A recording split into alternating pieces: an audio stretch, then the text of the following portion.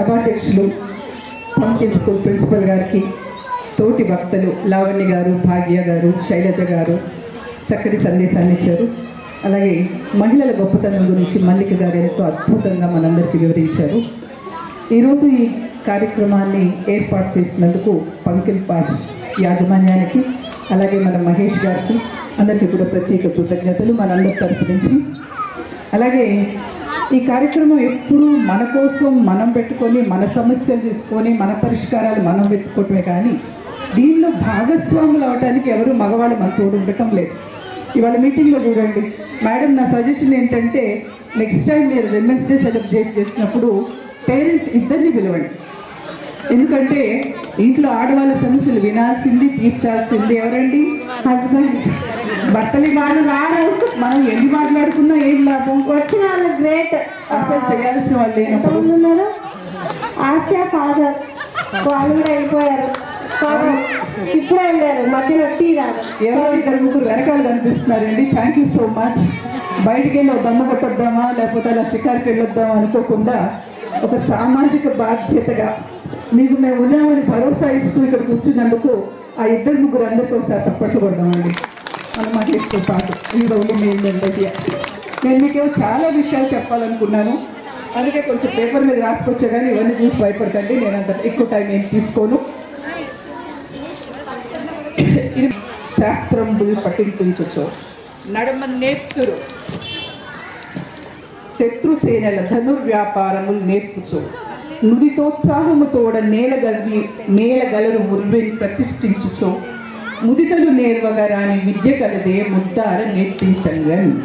అంటే దీని అర్థం ఏంటంటే చక్కగా నేర్పిస్తే శాస్త్రాలను అవపోసన పడతారు, యుద్ధ విద్యలు నేర్పిస్తే శత్రుసేనలు చీల్చి చెండాడతారు, ఒక సింహాసనం మీద వీళ్ళని ప్రతిష్ఠిస్తే భూలోకాన్ని ఏలగలరు, ఓపికగా చక్కగా నేర్పిస్తే మహిళలు చేయలేనిది సాధించలేనిది ఏమీ లేదు అని ఎప్పుడో ఒక 100 సంవత్సరాల క్రితమే చెప్తారు ఒక చక్కటి కవిత్వంలో.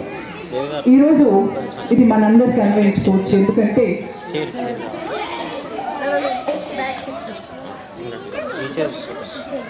మీకు కొంచెం డిస్ట్రాక్షన్ తక్కువైతే నిజంగా వారి పని వాళ్ళు చేస్తుంటారు. మీ ప్రిన్సిపల్ గారు నేను ఇంట్రొడక్షన్ ఇచ్చేస్తున్నాను ఆవిడకి. ఈరోజు ఇందాక మలిక్ గారు చెప్పినట్టుగా మహిళలు లేని రంగం లేదు, వాడి చేరని గమ్యం లేదు, సాధించని విజయాలు లేవు. కానీ ఇదే సమయంలో మన బాల్య వివాహాలు, భ్రూణ హత్యలు, వరకట్నం చావులు, లింగ వివక్షత, అలాగే లింగ వివక్షతో పాటు చాలా చోట్ల అత్యాచారాలు, వీటి గురించి మాట్లాడుకోవాల్సి రావటం అనేది నిజంగా సిగ్గుచేటు. న్యాయంగా మనకు రావాల్సిన హక్కులు చాలా ఉన్నాయి, ఆరోగ్యానికి సంబంధించింది, ఆర్థికంగా, సామాజిక పరంగా. వీటన్నిటి కోసం మనం చట్టసభల్లో మన రిప్రజెంటేషన్ గురించి కూడా మనం కొట్లాడి ఉద్యమిస్తే కానీ మనం సాధించుకోలేకపోతున్నాం అని కూడా ఎంతో సిగ్గుపడాల్సిన విషయం. ఈరోజు వాళ్ళందరూ మంచి వక్తలేండి, వాళ్ళే కాగితాలు చూడాలి.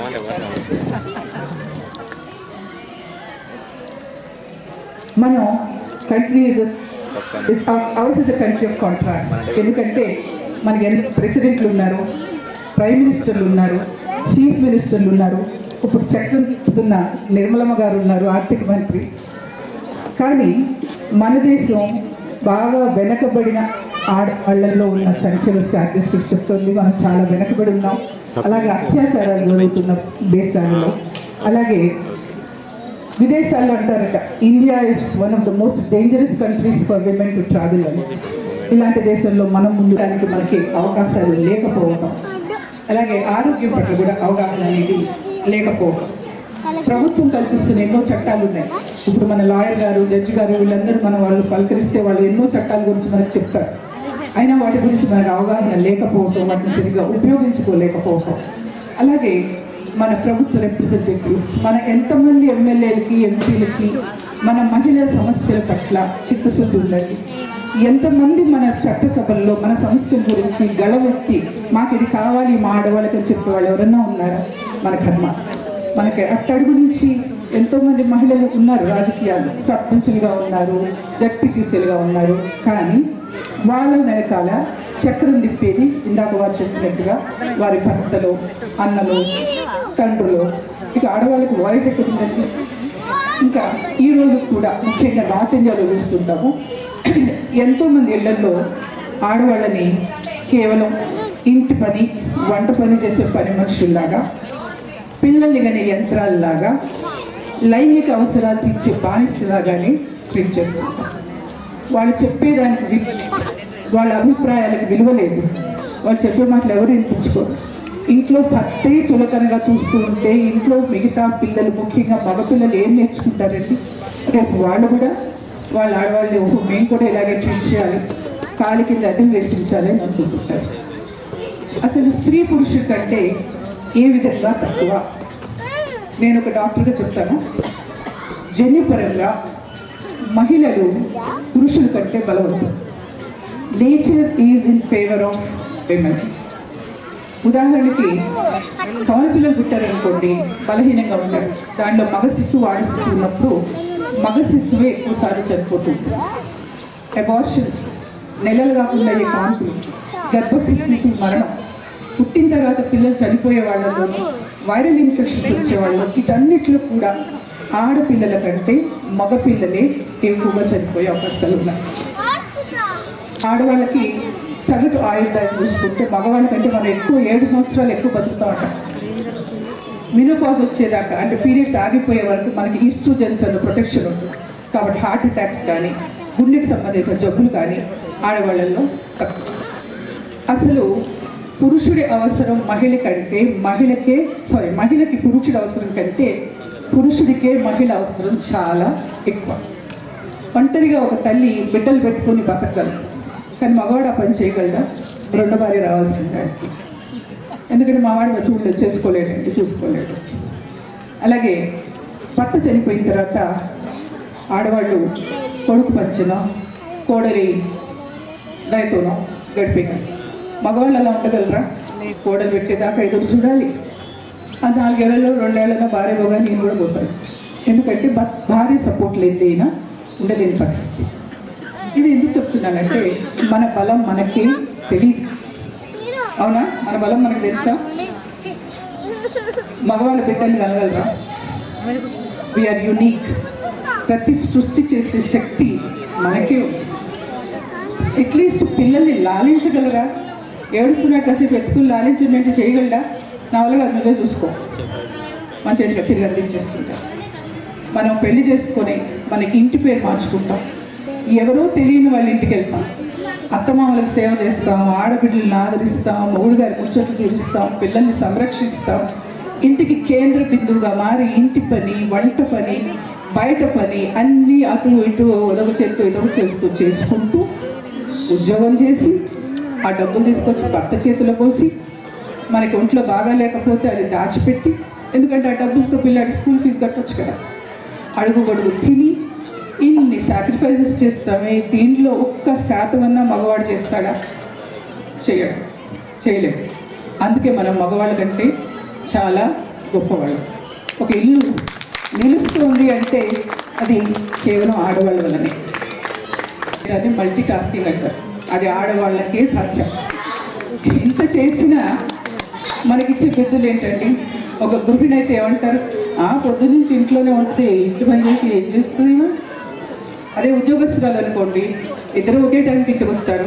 ఆవిడ పాపం వంటింట్లో చూరి వంట పని మొదలెట్టింది, అట్లు కడుక్కుంటుంటుంది. ఈయనేమో చక్కగా టీవీ ముందు కూర్చొని రిమోట్ తాడుకుంటూ సిగరెట్ కాలుస్తూ టీ తీసుకురా, అరే నీతో చోట కష్టపడి వచ్చింది కదా, మరి ఆమెకేం వద్దా అంటే, అరే అది ఆమె బాధ్యత, ఒక ఇల్లాలుగా చేయాలి కదా, మరి కష్టపడి వచ్చింది కదా ఆయన, ఈవిడేమో పాపం వల్ల తిరిగి వచ్చి ఇలా అడుగడుగున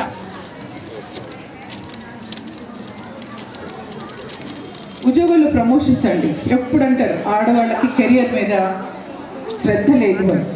మొన్న ఒక ఆయన అంటున్నాడు, లేడీ డాక్టరు మగ డాక్టర్ ఇద్దరు ఉన్నప్పుడు మామూలు జబ్బులకైతే లేడీ డాక్టర్ దగ్గరికి వెళ్తాం, ఏదైనా సీరియస్ ప్రాబ్లమ్స్ వచ్చి ఆపరేషన్లో చేయాల్సి వస్తే మేము మగ డాక్టర్ దగ్గరికి వెళ్తాం, ఎందుకంటే మగవాళ్ళు are more efficient than women. లేదండి, ఇప్పుడు రోజులు మారిపోయినాయి.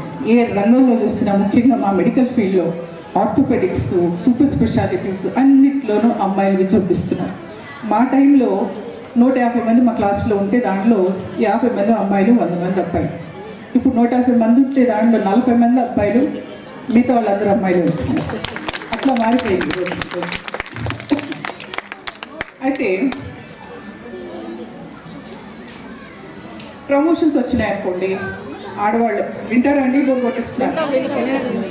ప్రమోషన్స్ వస్తే వేరే ఊరు వెళ్ళాల్సి వస్తే హస్బెండ్ ఏమంటాడు, నువ్వు వెళ్ళి ఊళ్ళో ఏమైనా వెళ్ళాలా ఏంటి, చాలే 7 రోజులు చూసుకో పిల్లల్ని ఇంటిని. న్యాచురల్గా మన జూనియర్స్ వచ్చి మన ఎత్తి మీద కూర్చుంటారు. ఇలా మనం కెరియర్లో వెనకబడిపోతూ ఉంటాం. నేను ఎప్పుడు చెప్తుంటాను, ఒక మగ మనిషికి ఆడ మనిషికి పోటీ పెట్టి ఒక రన్నింగ్ రేస్ పెట్టి ఇక్కడి నుంచి అక్కడికి నడవండి పరిగెత్తండి అంటాం అనుకోండి. మగ మనిషి ఎలా నుంచుంటాడు, నడుము మీద చేతులు పెట్టుకుని ఇలా చిద్దులాస్తుందా నుంచుంటాడు. అదే ఆడ మనిషి అయితే కడుపులో బిడ్డ, నడుము మీద ఒక బిడ్డ, చేతిలో చీపురు, ఒక చేతిలో కంప్యూటరు, ఇవన్నీ పట్టుకుని వాడితో సమానంలో పరిగెత్తాలంటే మనం పరిగెత్తగలమా? డెఫినెట్గా వెనకబడతాం. మరి మనం వాళ్ళతో పాటు సమానంగా వెళ్ళాలంటే ఏం చేయాలి?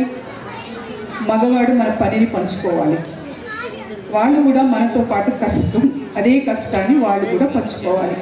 సో ఇంట్లో మీరందరూ కూడా మీ భర్తని మీరు చేసే పనుల్లో పాలు పంచుకోమని ఇన్సిస్ట్ చేయండి. మీ బిడ్డల్ని మీరు రేపు పెళ్ళికి ఇచ్చే దగ్గర వాళ్ళని మాట్లాడుకోమని చెప్పండి. నువ్వు ఇంట్లో సహాయం చేస్తేనే రేపు నేను పెళ్లి చేసుకుంటాను, మొత్తం ఆయన చేయకపోయినా పర్వాలేదు, సహాయం చేస్తే చాలు. ఇంటికి వెన్నెముక మనలాంటి అమ్మలే. ఆ అమ్మకి ఏమన్నా అయినా, ఆరోగ్యం బాగలేకపోయినా, మరణం సంభవించినా ఆ ఇల్లు కూలిపోతుంది, చిత్రం అయిపోతుంది. అయినా మేము చూస్తుంటాము, అసలు అమ్మలు ఇంట్లో వాళ్ళే కాదు, మన ఆరోగ్యం గురించి మనమే పట్టించుకో.